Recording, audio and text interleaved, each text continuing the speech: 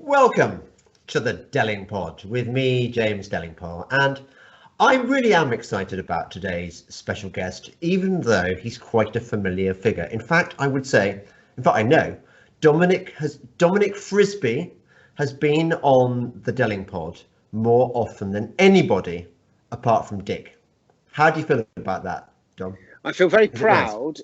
Yeah, I feel very proud, but I feel slightly bitter towards Dick that he's one step ahead of me.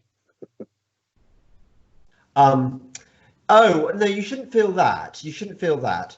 I think you should. The only thing that should worry you should be the question: am I a bit easy? Am I a bit kind of too available? Is it good for my brand to be quite so? You know, shouldn't I turn him down more? That kind of thing. But yeah, I don't listen. Maybe I should play hard to get. But I think what tends to happen is that either you call me or I call you about something else, and then then we have an interesting conversation, and then in the course of that conversation, a light bulb goes off in your head and says, "Oh, I should get you on the podcast." And because we speak to each other, you know, every so often on the phone, this is how the pattern has emerged. So I don't feel cheap in that regard. I feel special. Good. No, you're right to do so. And actually, I think it's more a sign of our mateship than anything else, because whenever I'm driving, as you know, because this has happened a lot, whenever I'm driving for this special therapy I have, or I have to drive an hour and a half away to be massaged for my Lyme disease, and I'm wondering who I can call on my journey, and you're always one of the people I call, because again, you're normally there. Well, I do love driving, and talking on the phone is great. Not obviously, you know, with the hands-free kit and all that, but it is a really good way of passing a car journey, having a long phone conversation. But there's sometimes when I get phoned up by people who are driving and I'm not driving, and I can hear they really want to talk and I don't want to talk because I've got shit to do. But you've got to catch the person when they're walking the dog or something like that, and then you end up having a good conversation. Yeah, you have. But the problem is that with the death of the BBC, one really cannot now listen to Radio 4 or Radio 3 or any of that shit. Not if you want to survive. If you get in the car and you start listening to the radio, you crash the car. It's like you can't take that risk. Yeah. That's how I feel. I must say, in terms of removing stress and annoyance from my life, cancelling Radio 4 was probably the single best decision I've ever made in my life. It's just because it's a bit like I feel now with the Telegraph that I get every day, because the wife likes a paper in the morning, and every time I think, well, you know, it can't be as annoying and as shit as I think it is, and then you open the page and you get some piece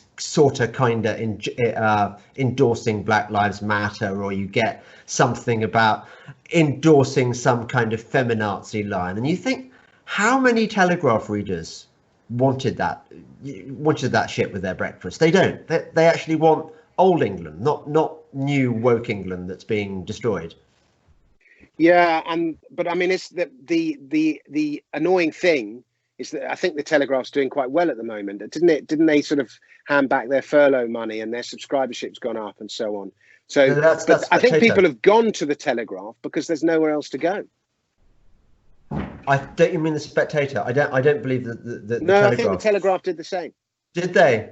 Yeah. About a week or two after the Spectator. Fine. Oh, okay, fair enough. You're more up to speed with the MSM. that means I'm more radical than you, Dom. But the Guardian, interestingly, has taken an even bigger hit. They've lost money to the coronavirus and to lockdown, whereas the Spectator's readership's gone up. And I think I read now that the Spectator readership is bigger than. Yeah, I think it might be. I think the Spectator might have more paying subscribers. I can't remember what the statistic was, but somebody put down a statistic than the Guardian. Yeah, there was some comparison, and the Spectator's beating the Guardian, which is extraordinary. But I don't quite know what the parameters were. So, John, have you profited from the economic chaos that's afflicting the world right now? Let's cut to the chase. I like lots of muck around with my friends.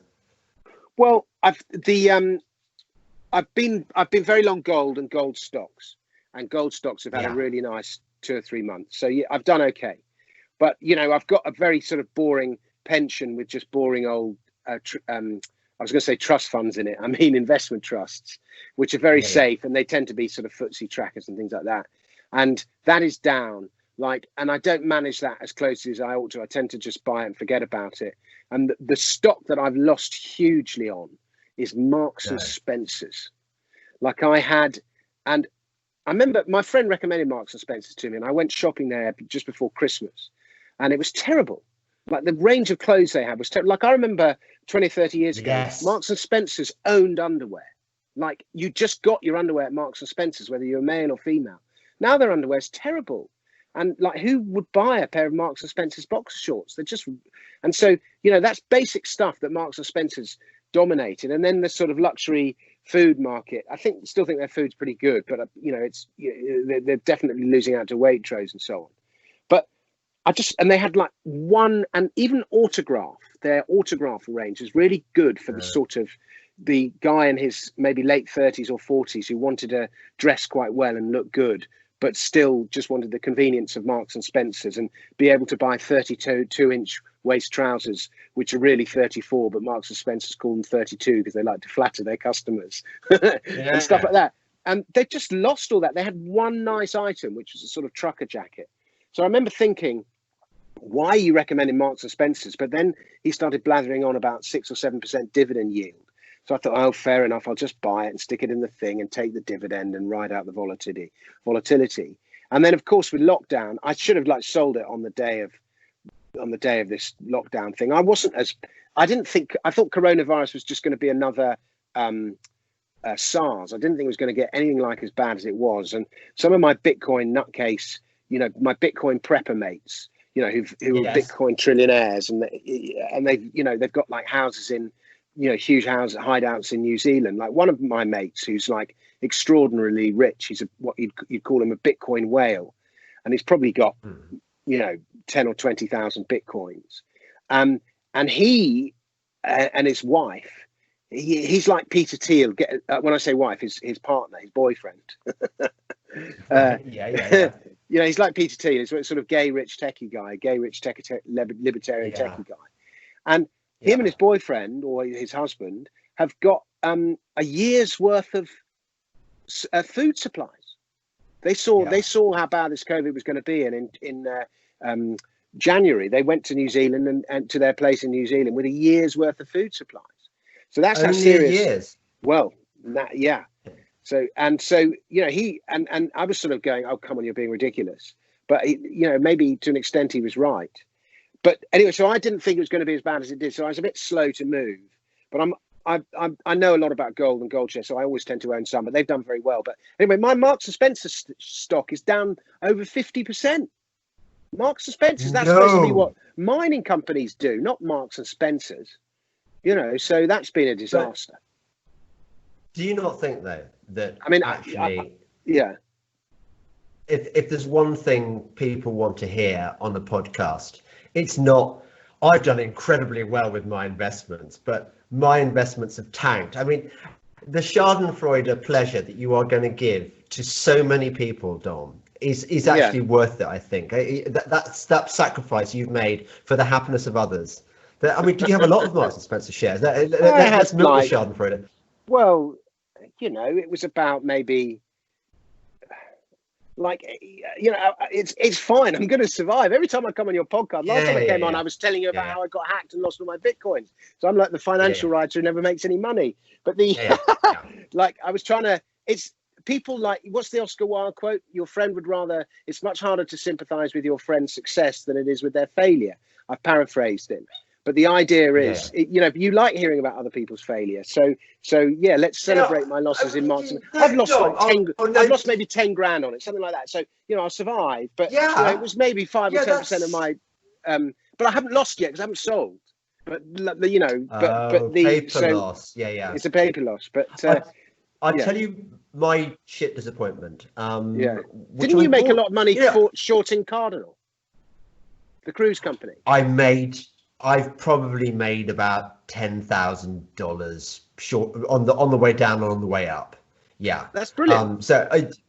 Well, but do you not remember? Weren't you were at the party, weren't you? At the Brexit Party, you were there, right? Yeah. You know, On January. Remember 31st? that Brexit?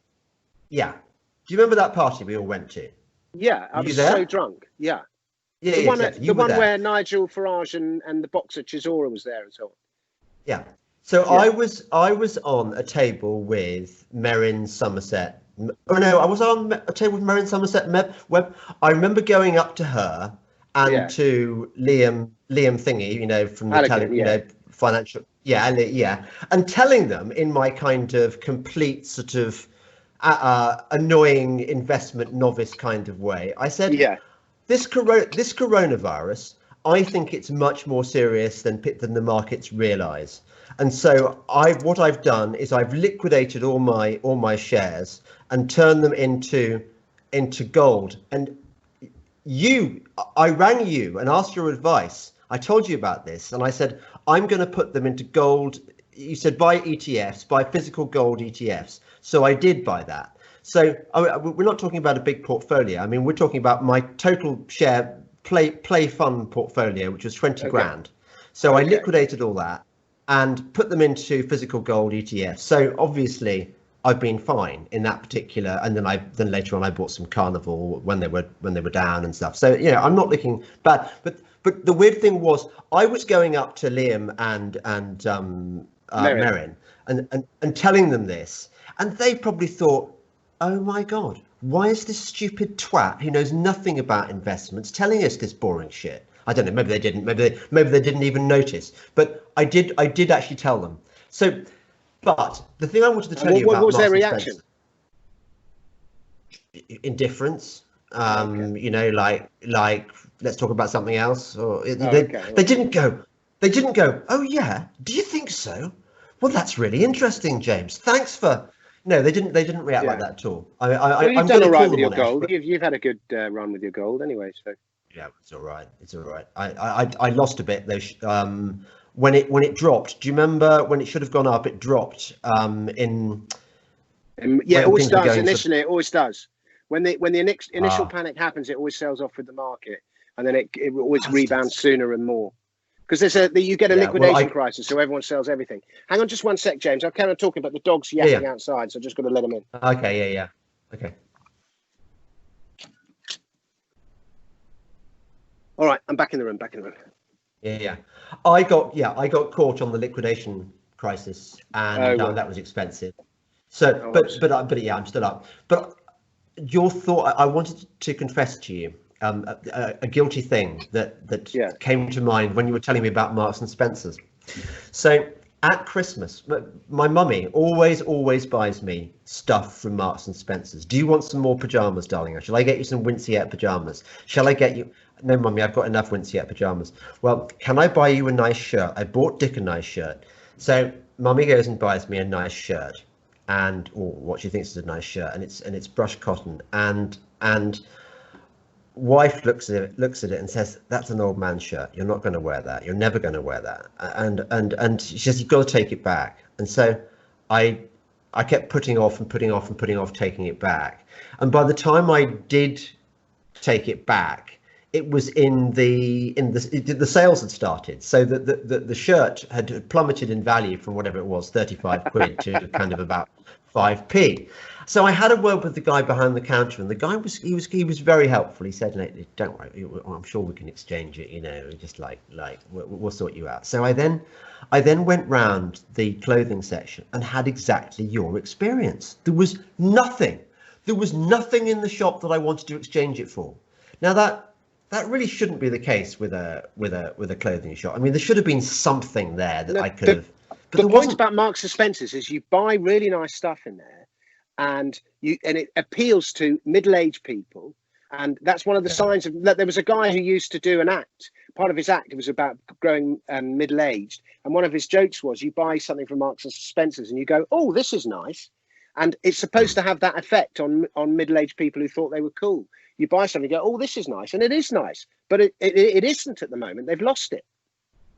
Yeah, they have. It's and that should have been your investment triggering moment, shouldn't it? Well, it should have been. That's the sign. Yeah. So What have you moved on to thingy yet? Parlay or Yeah, Parler? I don't know. I Is it opened an Parlay account. or... I don't know, Parlay. I guess Parlay. But I opened an account yesterday, and I did one post which was to my "I am a white man and I'm sorry" song, and I'm following Rand Paul and Zero Hedge. Yes. And that's Well, who it suggested, and that's I couldn't find any of the sort of ring. Everyone said they were leaving it, but I couldn't find any of them. I think it's quite hard. It's like going to a new school, and everyone's a bit uncertain. You know, who do you pal up with? Who do where's the cool gang? Yeah. Where's the science block? Where's your house? You just don't know.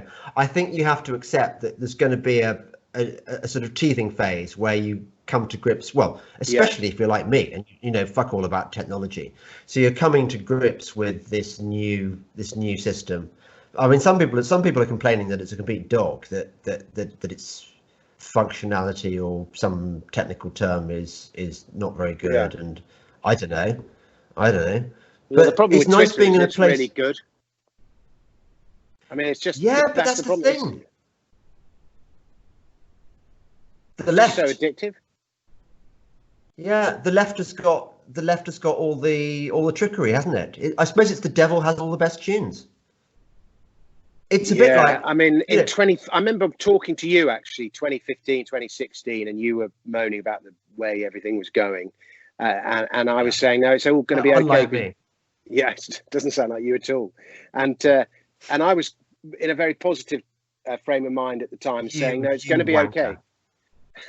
Saying because of Bitcoin. And I was saying, we're going to have decentralized YouTube, and we're going to have decentralized Twitter and decentralized Facebook. And if they want to come and censor it, there's nothing they can do.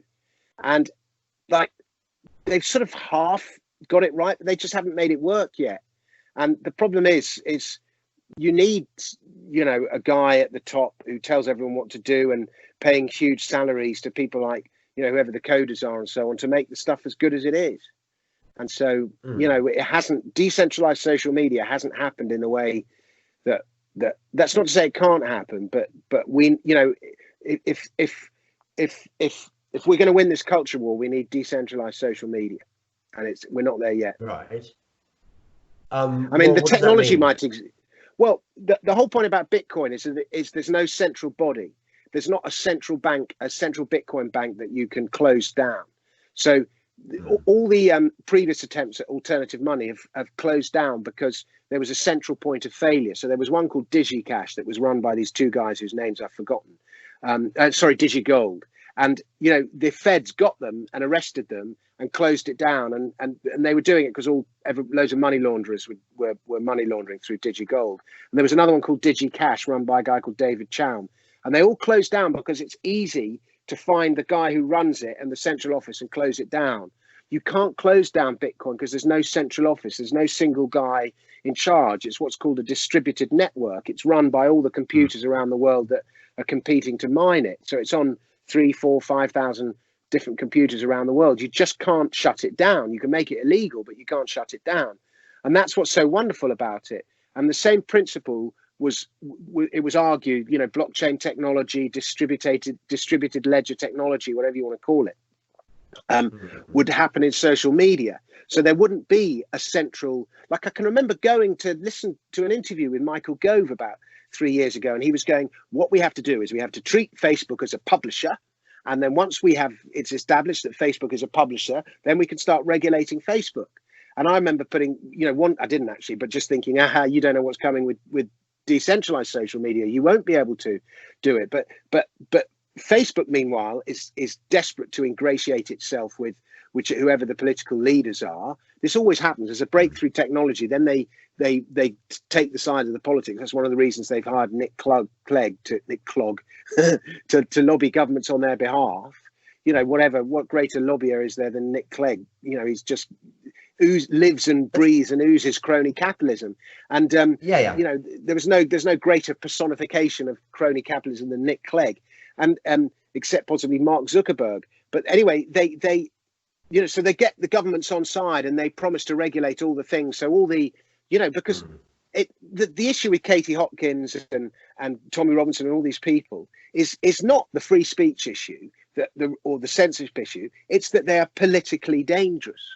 They are spreading, stuff that political people on the centre of politics are scared of. And so if they can if the governments can control Facebook and Twitter, which in due course will then control, Tommy Robinson and Katie Hopkins, then they've got control.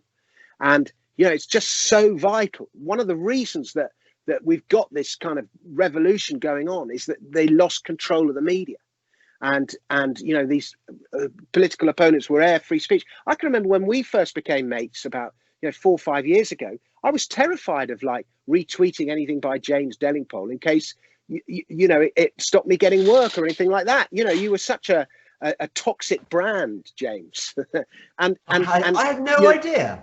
But I got over myself fairly quickly. But people, you were this nutcase climate change denier and all these kind of things, and so and it's only because you've been able to express yourself on your podcast and all the rest of it that you've kind of you've built up a following that people realise that actually you're not the devil. You're a fairly sensible, intelligent bloke that wants well for the world.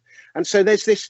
Do you see what I mean? And so it's really important if this movement is to continue, that it can't be silenced, and we need the technology to do that. And the answer is one of the answers is decentralized distributed social media. And at the moment the networks aren't there. The technology might be there, but there's you need the network effect as well. Betamax was better than VHS, but VHS won because it had the network effect. And we had a network effect, but that network effect got Donald Trump, used Facebook better than the opposition, but they're trying to stop that happening this time around. And so we've got to keep that network effect going. And is that going to happen? I mean, look, bearing in mind your prediction was rubbish in 2016, you said. It might have been. Yeah. It might not have been rubbish. It might have been early. Nostra crappers. Yeah. I just listen, Nostra crappers. I agree with you. It'd be great if this stuff is going to happen. I just worry. What I think is going to happen is that we're just going to become more and more ghettoized. I mean, look at me. Look at what where I'm going. I'm at the moment I'm on Patreon, yeah, and because I've had so many whiny people on our side saying, "Oh, I could never give money to Patreon. I'm certainly not going to sponsor you." And I'm thinking, well, part of me thinks like fuck off. I mean, do you have an Apple computer? They're really evil. Do you use Google? They're really evil. Do you use almost everything is evil now. Almost everything you use, even if you try and live off the grid, you're pretty much in thrall, aren't you, to Silicon Valley and the woke Nazis of Silicon Valley somewhere on the line. Anyway, that's my little grumble over. So I'm on Patreon. I'm going to revive my Subscribe Star account, and what I'll probably end up doing is having my own dedicated account where you can pay the money to me direct, so that you cut out the middleman. So I'm not giving money to Patreon, and it's going to be like that. There's going to be lots of the equivalent of the James Delingpole / Delingpod site all around the world, those of us who've managed to acquire a fan base, because there's nowhere else we can go. Because I mean, the mainstream media doesn't use me. This is a Nostradamus prediction. Podcasting has been behind everything else. The mainstream have been slower to realize how effective podcasting is. Advertisers never realized, took them ages to realize how many people were listening to podcasts, persuading people to start. I mean, I had this Virgin podcast. In fact, it was having you on the Virgin podcast that got me sacked from the Virgin podcast. Mate. Because they had these two Schadenfreude. Yeah, they had these two climate change bods on, and they were so boring, and they were monks. And I'm going to stand up. One of them actually stood like that in his hands, like a fucking monk, and they had you could see the halo. They're always doing that. You know what I mean? Like when they're doing their beads or whatever, and you could see the halos above their head, and I was just like, oh, this is terrible. And it was around about the time when you had the story of you smoking weed with David Cameron had come out. So I said, I'll get Delingpole on the podcast. He's good fun. I think it was coming on that podcast that encouraged you to start your own podcast, apart from anything else. Maybe. And anyway, and you came on, and we talked for like 20 minutes about climate change, and you gave all the various arguments to debunk, the idea that climate change is man-made. And then we went on to talk about smoking weed with David Cameron. And I thought, well, I thought in terms of the politics of Virgin, I can justify having you on, because, Branson's a big climate changer, despite the fact that he owns an airline. Yeah. No hypocrisy there. Anyway, No. But I thought it would balance out the fact, because we're talking about legalisation of drugs, which is he's a big champion of. And anyway, some bloke called Graham Redfern, Australian, climate change, he's horrible. Yeah. And he just did this whole piece in The Guardian. Why is Richard Branson giving a platform to a climate change denier? And that's how they roll. And there was a whole hoo-ha at Virgin, and I ended up losing the gig. And that was a classic case of witch hunt. It's like excommunication was what that was. No platform. Yeah.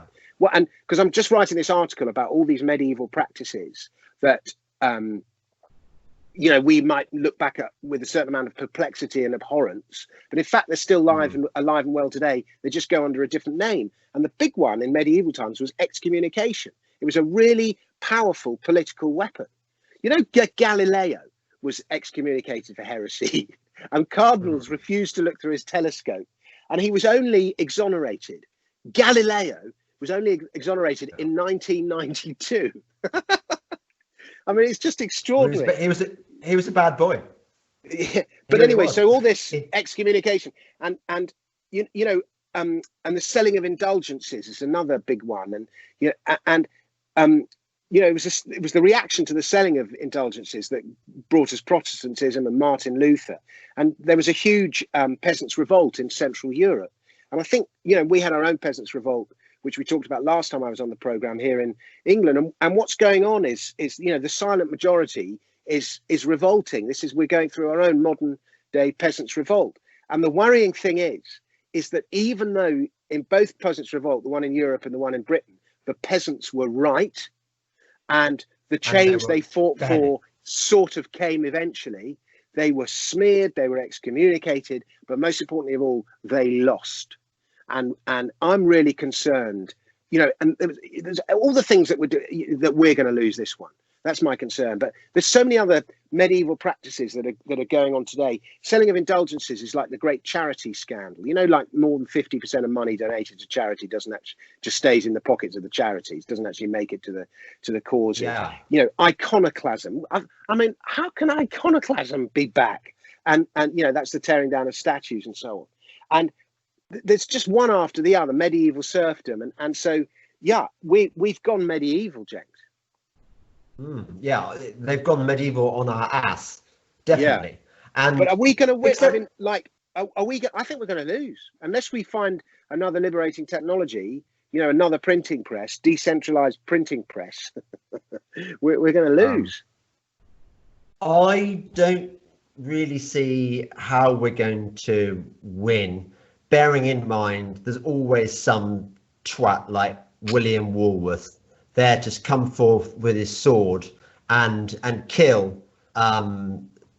The peasant's result. What Tyler? Yeah, exactly. It's going to be like the establishment will always look after itself, and they've just.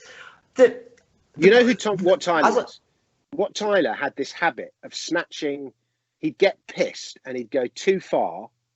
And he had this habit of snatching defeat from the jaws of victory, right up to the point where he tried to get all matey with the king and was drunk. And that was the point when, the mayor, he fell on his, he self-destructed basically because he went too far. So basically, Tommy, who's today's Tommy Robinson, because he just goes too far.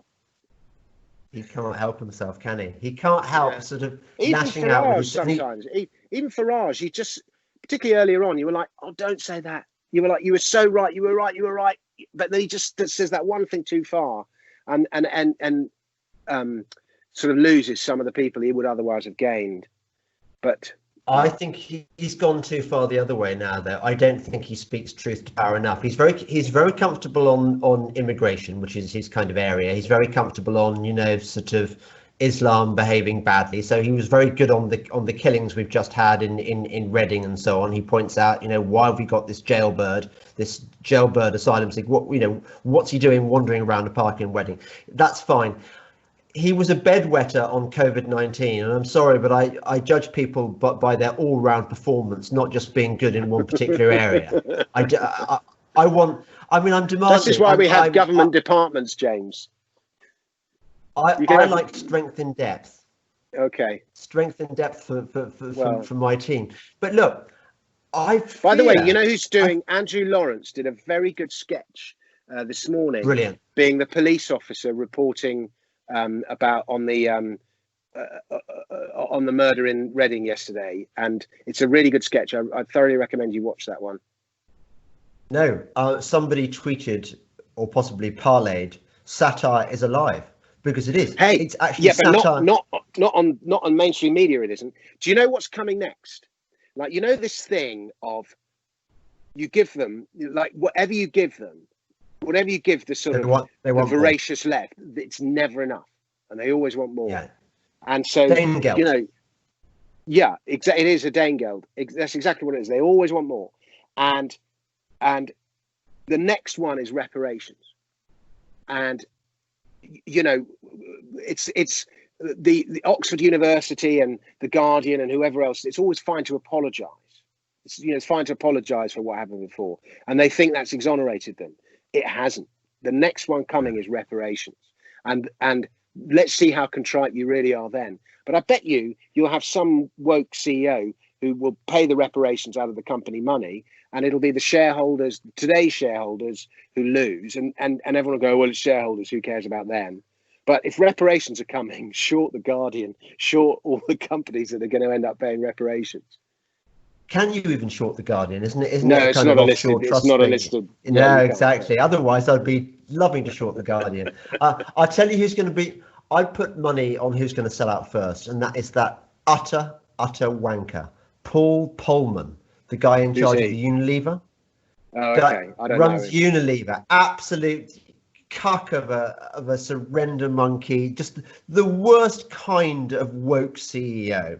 What did Unilever? What did Unilever have with what did they have to do with the slave trade? I don't know, but he'll invent it just so he can virtue signal by paying out to various causes. The Unilever. My other half's read. Oh, does it? My other half's reading this book. It's Why I Don't Talk to White People Anymore. And from there, that's like read. Well, it's apparently they're trying to get it onto the it's like the best-selling book on Amazon, and they're trying to get it on the curriculum, and from there there's a list of 100 things. What's it called? It's 100 things white people shouldn't do, or something like that. It's called, and but one of the areas that apparently white people are unconsciously persecuting black people by, and perhaps Unilever is guilty. It's white. It's white flesh-coloured plasters. Why are plasters white flesh-coloured and not, black flesh-coloured? Do you know what I mean? You know how plasters tend to be that sort of beige. You know why? Because we don't care about black people getting hurt. We don't care about their injuries. We just think that we think they're slaves, Dom. But do you get black plasters now? Black or dark brown plasters? Do they exist? Like in different shades according to your ethnicity? But that is a and I can see why. Like, if you're a black guy and you can only buy white flesh-coloured plasters. I can see why it would piss you off. I genuinely can, particularly as a kid. But this is a big issue for some people. Maybe Unilever my skin is that. My skin is not plaster coloured. It's that sort of putty, pasty colour that I don't have skin that colour. But I don't know. I think it's just like, it's grievance seeking, isn't it? It's trying to make something out of nothing. I mean, I imagine that when Plaster. Let's just discuss. There is a lot of making something out of nothing going on for sure, and grievance seeking. But I'm just thinking about the Plaster issue, and I can see why it would piss black people off. Can you not see why it would, particularly kids? No, I wouldn't. No, I think it's absolutely bullshit. But no, anyway, if it did, then some entrepreneur should have come along and made, black flesh-coloured plasters. There was an opportunity there. Now, the solution shouldn't be to harangue whoever makes whatever elastoplaster, whoever it is, for the wrong things. The solution is find a solution in the marketplace and invent the plaster, the woke plaster, and sell that. Yeah, exactly. Look, there's I was reading a very interesting book review in The Spectator by Lynn Barber about this book that's just come out about these ultra rich nightclubs. Do you know about these? No. Where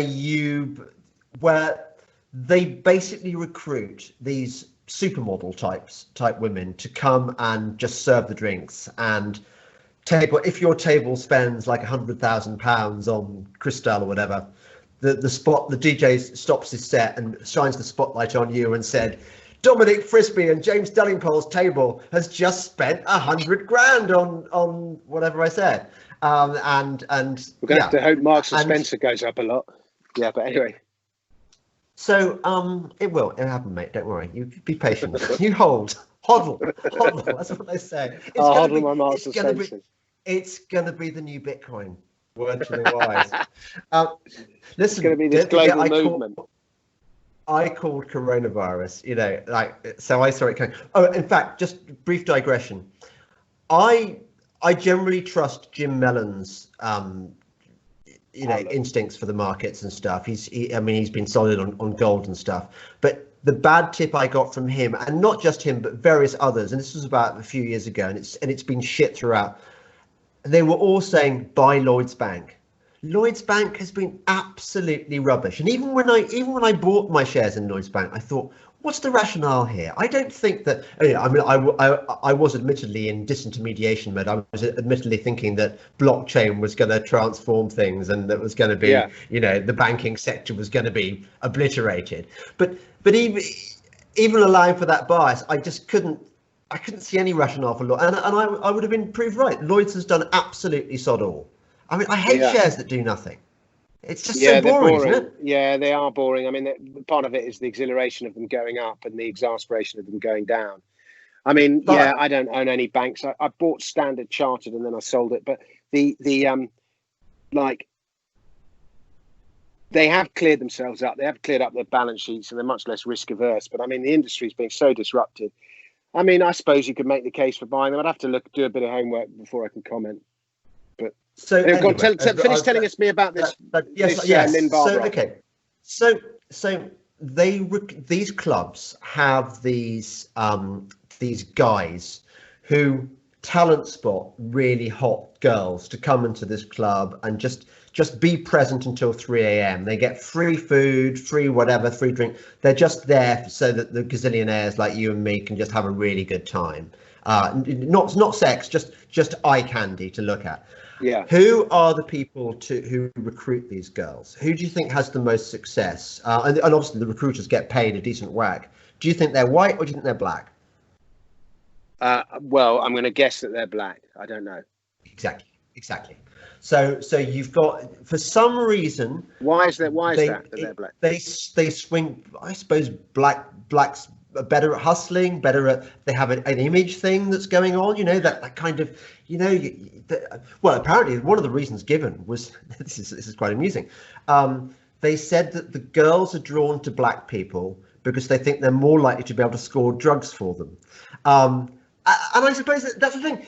There are ups and downs. There are positives and negatives to what you might call black culture. There's the hip hop thing, and there's the bling and the crystal and the we all kind of want on some level to be black, don't we? I mean, whitey. That's part of the thing behind Black Lives Matter, I think. All these kind of these upper middle class uni kids. They kind of feel shit about being white. They'd really like to be black. And so what could be better than parading their virtue on the streets by showing that I suppose what I'm saying is that if there is racism in contemporary culture, it's almost the other way around. It is a kind of inbuilt anti-whiteness. not me particularly, but generally white people are encouraged to feel guilty about themselves. And there is a mystique and cachet in being black. You can make it work for you really well. You certainly can. There's a long tradition of young white men, particularly middle class and upper class, loving black music and therefore things black. So, you know, blues, whether it's blues, jazz, and then funk and soul in the 70s and 80s, and then, you know, hip hop from sort of early 90s onwards, I guess. You know, and the biggest buyers of hip hop and probably grime here in the UK are white people. You know, that is the market. They are.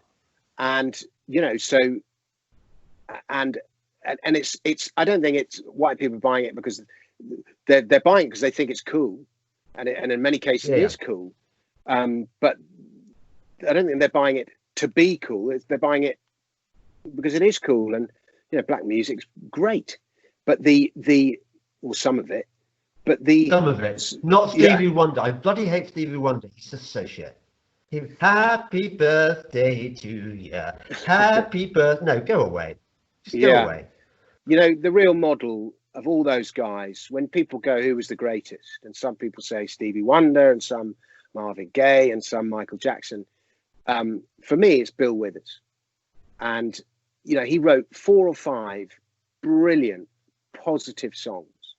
And then he don't say that. Don't say that. Don't say positive. I hate that bloody word. And that's a way. I like Bill Withers. I can praise him without using that word positive. What are you playing at? Are you trying to? Are you about to come and virtue signal? Are you about to go? No, I'm not virtue signaling. Writing positive songs is hard. Oh, I see what you mean. Moan. No, okay. He didn't moan. No, he didn't. You know, he there was none of, you know, they weren't political. It was, you know, grandma's hands, lovely day, just the two of us. And, you know, when I wake up in the morning light and the sunlight hits, they were just made you happy to be alive songs. Do you know what they're like? Sung them beautifully, but he's never listed. And then the thing that Bill Withers did, he stopped before he got shit. Yeah. Do you know what I mean? He stopped. No, I do agree with you actually. Despite having bitten your head off about that word you use, actually, I do kind of agree with you, because what Bill Withers does, it's the kind of music when you've got a new girlfriend and you've woken up in bed with her on Sunday morning, and it's a lovely day outside, and you wonder, and you go and sit in a cafe because it's Sunday, and your life's before you, and you probably got sex in the afternoon. It's great. You feel good, and he captures that right. It's great. But I do like dark music as well. I tell you what I don't like. I didn't like kind of consciousness raising happy hip hop. I didn't like kind of De La Soul or anything like that. That really. No, I never really got it.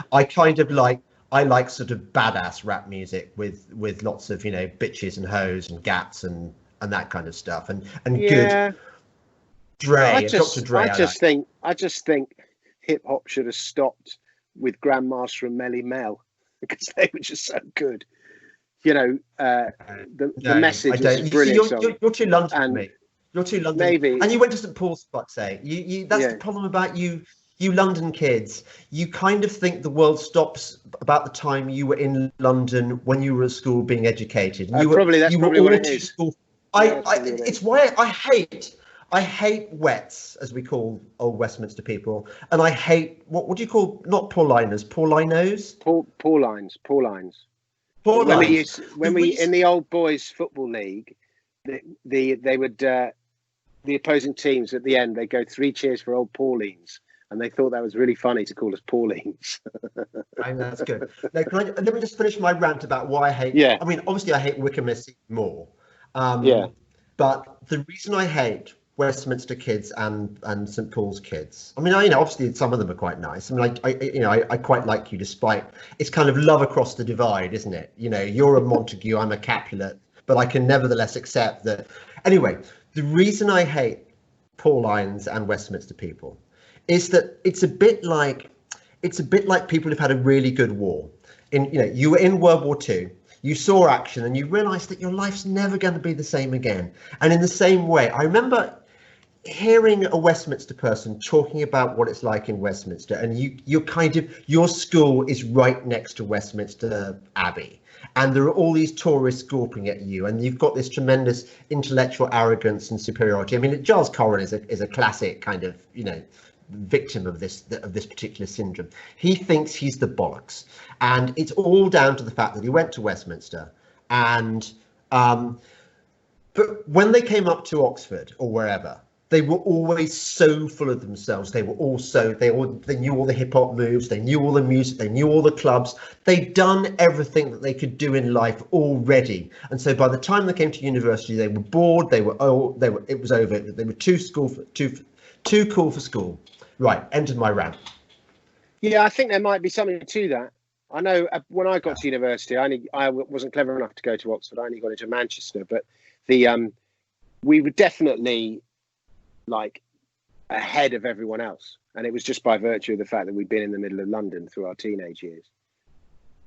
Like there was this nightclub. We used to go to this nightclub called Roxanne's in just off the Gloucester Road, and Guy Ritchie used to go there, Matthew Vaughan used to go there, Tamara Beckwith, Amanda de Cadenet, all these it guys, Minnie Driver, all that crowd. It was all part of our kind of little set. Yes. And we used to go and hang out there was an arcade in Kensington Market, and we used to hang out in the arcade and score weed, go up to All Saints Road and score weed, and we just thought we were so fucking hard, and we probably we probably would. You look what some of those guys have gone on to done. Yeah.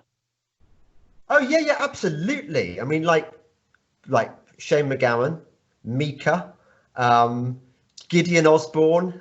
They've all done very well for themselves. It's quite niche, isn't it? This part of our conversation. I mean, I wonder how many kind of people care about public schools. Yeah, but that's part of the part of the charm. You don't know where they're going to go.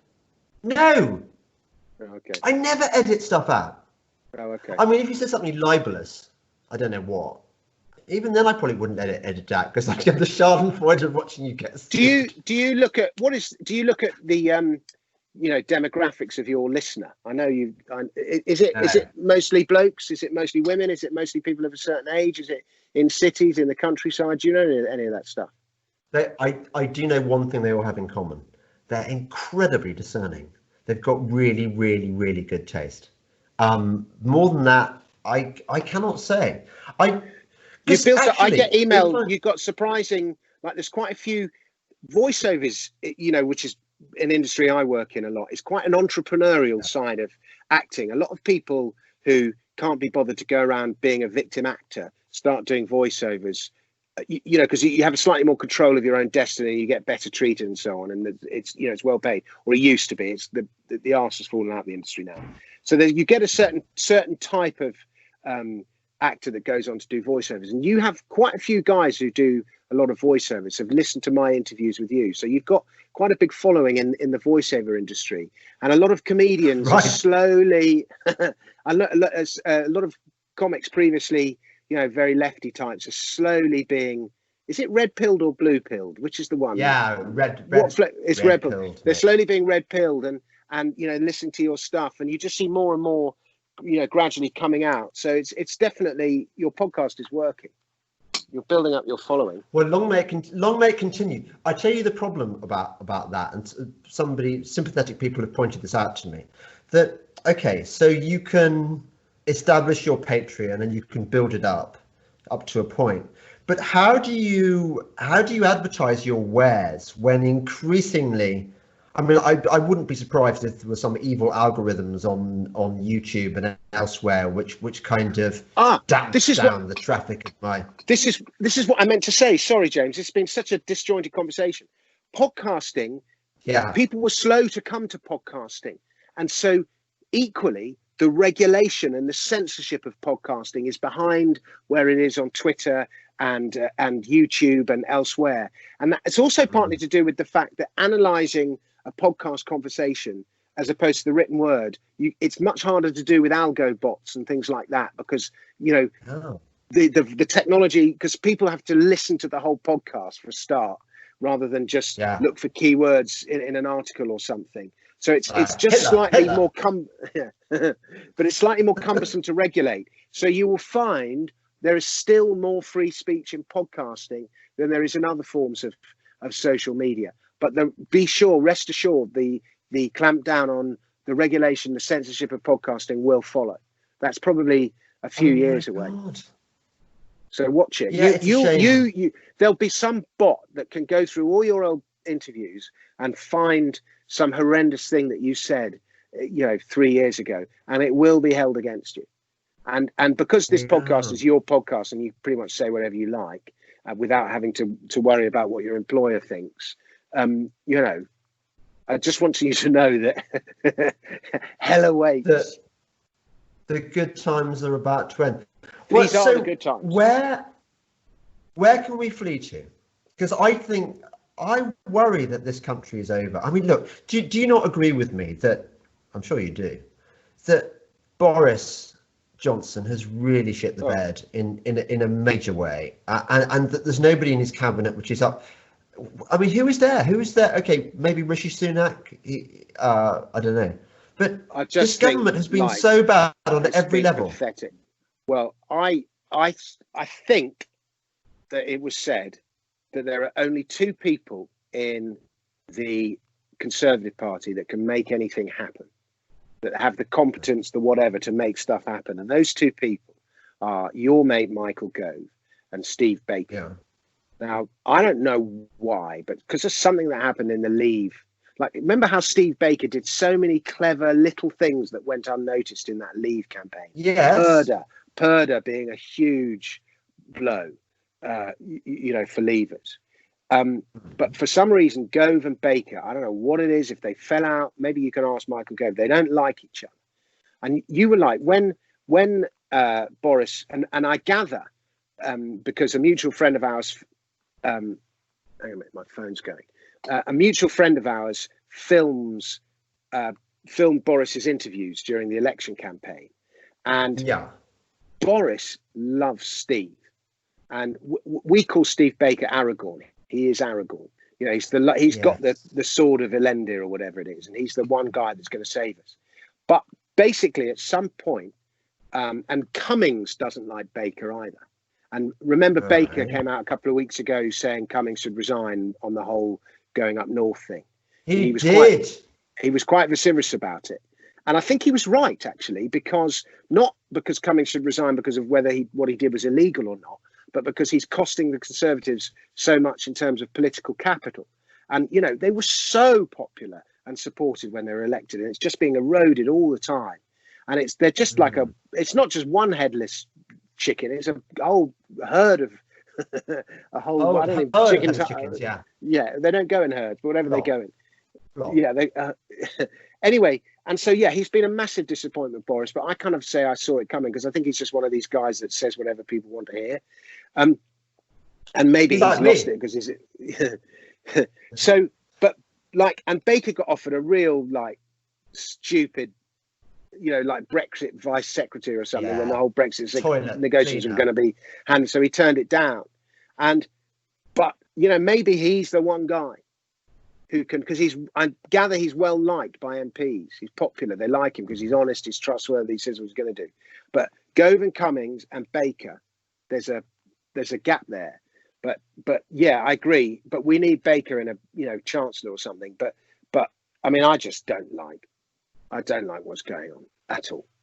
They just have got no balls. They got no Thatcher used to talk about first principles, or Reagan, one of them, talked about first principles. So that when you're not sure what decision to make, you've got to have a philosophy that you fall back on, and that philosophy will be your guide. This is why religion in previous ages was such a useful thing to have, because you had your faith and your first principles, and that could be your guide, and it would help you make decisions when you weren't sure what to do. And philosophy serves the same purpose. And this government and May's government before it, and probably the entire civil service, maybe not the entire civil service because that has its own philosophy, which is itself, but the politicians who are supposed to tell them what to do are bereft of philosophy. And until the problem is they're scared of uttering their philosophy because they're scared of the left, they're scared of the media, they're scared of Twitter mobs, and so they pander. But until we have someone who has a clear philosophy and doesn't pander, we are doomed. In that case, because I don't think there is any, I don't think Aragorn's going to come forward. And where is Legolas? And where is Gimli the dwarf? For God's sake, we need Gimli as well.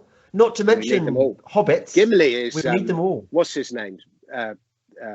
What's his name? The Brexit guy, the really short guy who made all the powerful speeches about Churchill during Brexit. The Tory MP, Mark.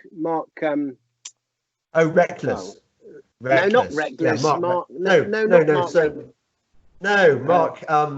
With a French-sounding name. Yeah. Mark. Yeah. Anyway, every single person listening to this program knows the name that neither of us can recall. But him. And do you know what's going to happen? What I find is the day of the release, I get all these kind of things on Twitter or on Parley now saying, Mark, blah, blah. Isn't it a marvelous thing, Alzheimer's? So anyway, Mark Francois. I'm going to save them the effort. Mark Francois. Yeah, he probably is Gimli the dwarf. Although, of course, he's not as sound as the real Gimli the dwarf, John Rhys Davis, who's really sound. Really sound. Oh yeah, I mean, you can imagine what happened to his family in the mines of Moria. He's not going to take any shit from. He was also the orcs and stuff. He was also the voice of the Ent. Was he? Yeah, so he's double sound because the Ent is a sound character. Yeah, no, we like the Ents. Okay. Treebeard. So, Treebeard. By the way, you know how like sound, the word sound is like the right wing or the libertarian equivalent of woke. Like, the word woke was used if somebody was woke or somebody was right on or somebody was politically correct. And then those terms became laughing stock kind of names. Woke's become a like hipster. It's a sort of mockery name. But the libertarian equivalent is sound. Or the classical liberal, that person is sound. And I was saying to my friend, at what point does the sort of authoritarian left start taking the piss out of the libertarians for being sound? And he said that point will never come because they don't know that we use that word, which I found was quite interesting. That's interesting. I went shooting with Tom Parker Bowles, obviously before the lockdown. Well, obviously it was in season for one thing, and I was very interested to hear him using the word sound in the sense of people who voted for Remain. So in his circle, I know, it was weird. It was really weird. And I love, Tom is great, by the way. I mean, he's like totally like one of us, apart from the fact that he was Remainer scum. And because I don't think he's ever met anyone who voted for Leave. Anyway, that's just an interesting tidbit. But it's a good way of, it's your way of saying it's a code word sound. You can kind of go, is he sound? And it's like, yeah, okay, he's all right. Is he one of us, as Margaret used to say? Yeah. So, mate, where are we going to fly to? I mean, I was thinking Switzerland. Has Switzerland got any associations with the slave trade? I suspect not. So while the rest of the world is bankrupting itself, having sort of scholarships for Stormzy type scholarships for ghetto kids, I can't imagine that Switzerland has anything to. It's just going to get richer, isn't it? Switzerland always wins. Okay, but so Switzerland. So yeah, but like, I don't know what it is about Switzerland. Like, apart from the fact that every time I go there, every time I buy even like a pizza in Geneva Airport, I may as well be buying. It's like buying caviar in Fortnum and Mason. It's so expensive. Your eyes bleed every time. We did this. This is such a stupid public schoolboy trick to do. But we were in this. We were doing this 48-hour skiing challenge a couple of years ago, and there were 4 of us, and we decided that we'd take it in turns. One of us would buy lunch, one of us would buy dinner, one of us would buy lunch, one of us would buy dinner, and that would and that way would even out. And this one friend of ours is notoriously rich and notoriously stingy. And because of the route of the ski pass, lunch on the second day, we went across the border from France into Switzerland. And so we were paying Switzerland prices for lunch. Yeah, and we all engineered it so that he ended up having to buy the lunch in Switzerland. Fantastic. and was it It cost significantly like 3 or 4 times as much. fantastic? But yeah, Okay. anyway, coming back to Switzerland, it's so expensive, and there's something like, what is the identity of the Swiss? Who are the Swiss? Are they German? Are they French? Are they Italian? Have they got their own Swiss language? It's a weird kind of identityless zone.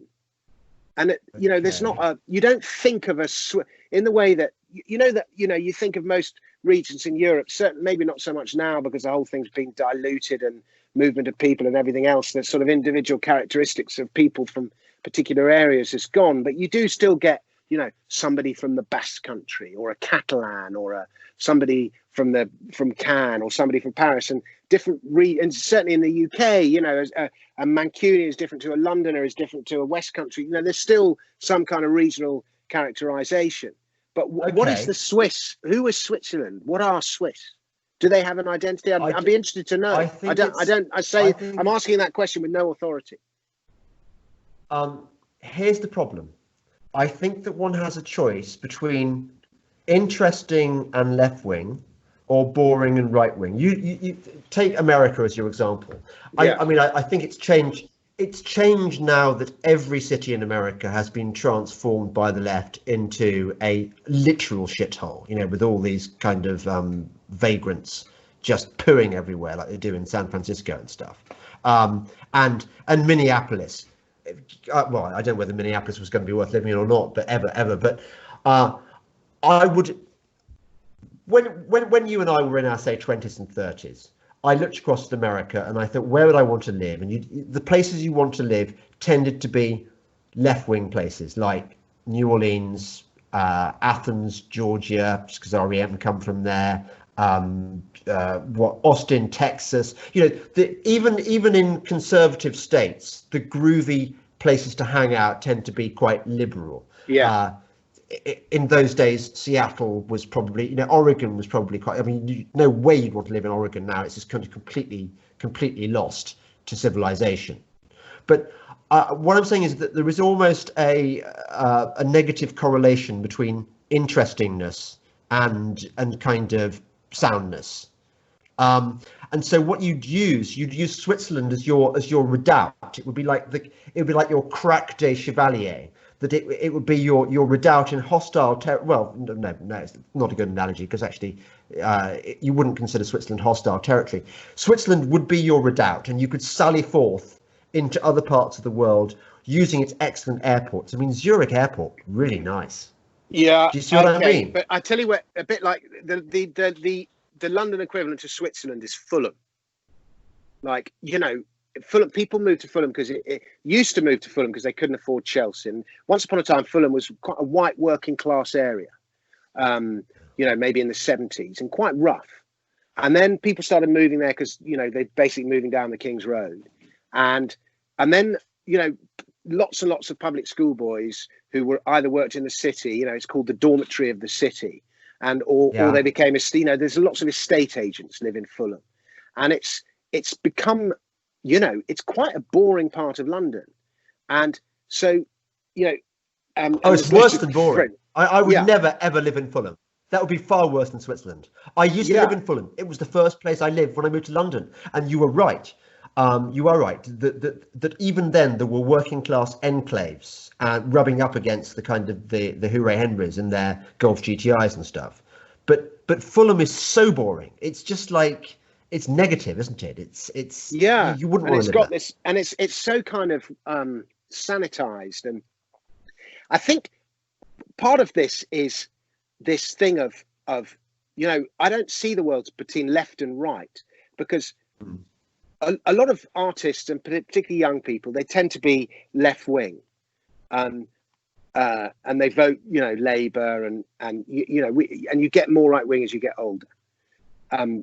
But if you do that political compass thing, and you've got to get a lot of left wingers to do the political compass, a lot of them end up in the bottom left corner of the political compass, which is actually the libertarian left.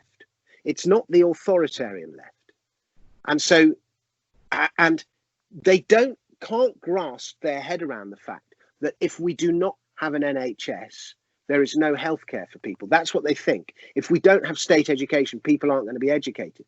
So because the statists have presented the welfare state as anyone who doesn't agree with the welfare state is evil. They think they cannot get their heads around the fact that actually the NHS and the welfare state is in itself quite evil, because it's preventing people having the best possible healthcare they could have.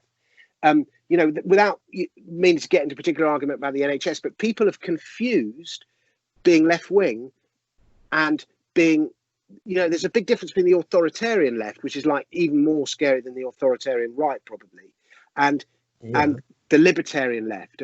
And if you actually quiz them and ask them specific questions, but they just can't get their head around the fact that you can still be left wing and be in favour of a smaller state. Do you see what I mean? So it's old thing of it's more like authoritarian, and so you do get this left wing thing. Most comedians are good fun, and most comedians are left wing. So it's artists, and they go into beaten up old rough areas and they start doing them up. But actually, in doing them up and making those areas groovy and, turning Dalston into a hipster paradise and Hackney and so on, they're actually all being little Thatcherite entrepreneurial small businesses. So their behaviour is quite entrepreneurial, right? Even though they think they're of the left. I get all that. And I get your argument against Switzerland. But I think you're being slightly... is naive the word I'm looking for? You're talking about the world that existed before coronavirus and before it all went to pot. Yeah, okay. I mean, the world has completely changed. This discussion would have been fine and almost relevant last year, but it's not anymore. I mean, look, the barbarians are through the gates. So we have to start making. Yeah, we have to start thinking seriously about where to go. And wouldn't it be wonderful? Wouldn't it be wonderful? Like, the UK is so divided. And wouldn't it be wonderful if, like, every person that thought this just went to one half of the UK, and every person that thought that go to the other half, and whether we split it east, west, north or south, however it gets split, so that people could think of, and everyone could just vote with their feet, and then we can just divide the UK up. I've long been a champion of returning to the old Anglo-Saxon heptarchy, and Cornwall wasn't even part of the heptarchy. It was a nation. It was an independent thing in itself.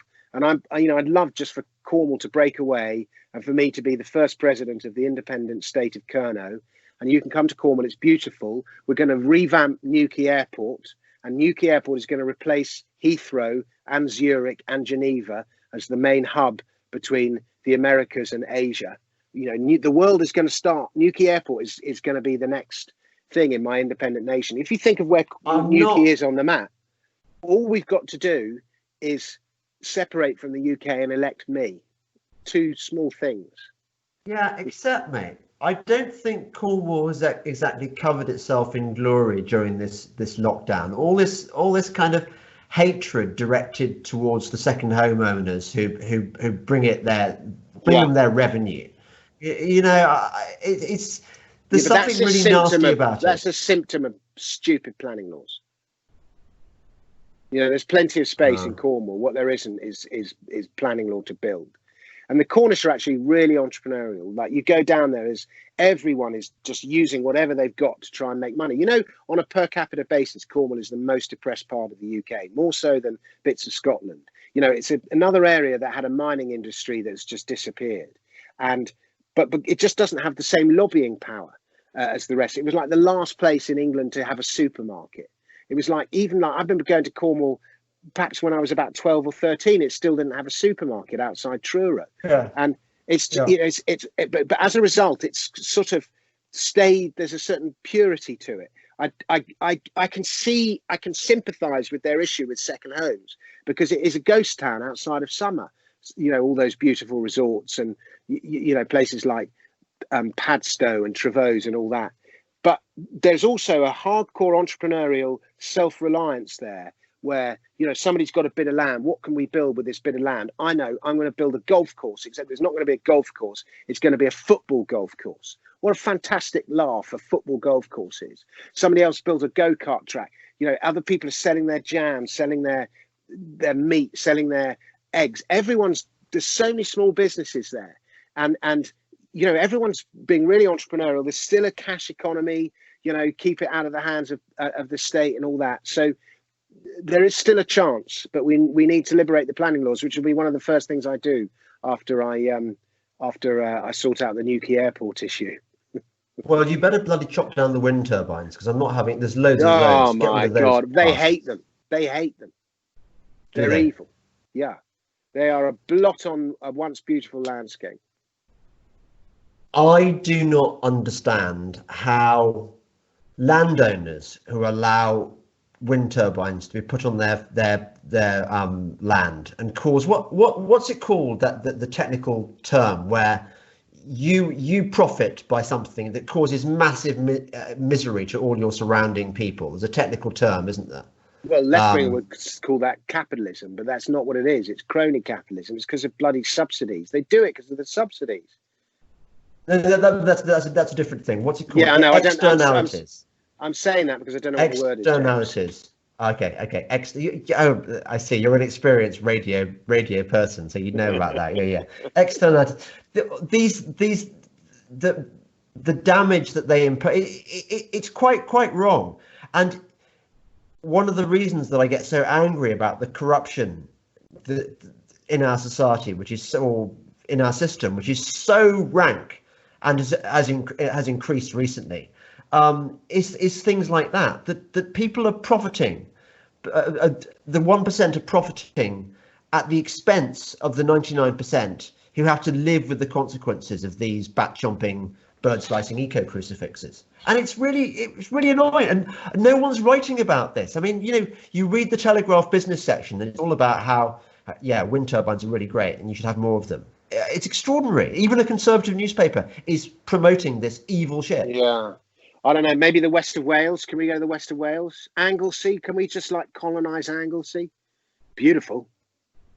I think maybe the north, Northumberland or somewhere like that. Yeah. Or, I think there's places like County Cumbria. Durham and they're still sound. I think they're okay. I don't know. Well, look, that's for a further episode. I think we should go. Because I don't know about you, I'm going to get in shit for having spent my Sunday afternoon, not gardening like I'm meant to, but chatting to you. Can I just promote something? Oh, you've got to. That's the whole bloody point. I wanted to get you on. Sorry, mate. Yeah, let's have a quick section on that. Tell us about your things. So I'm doing we're making a video of the national anthem of Libertaria, and you can watch the national anthem or listen to it on YouTube already.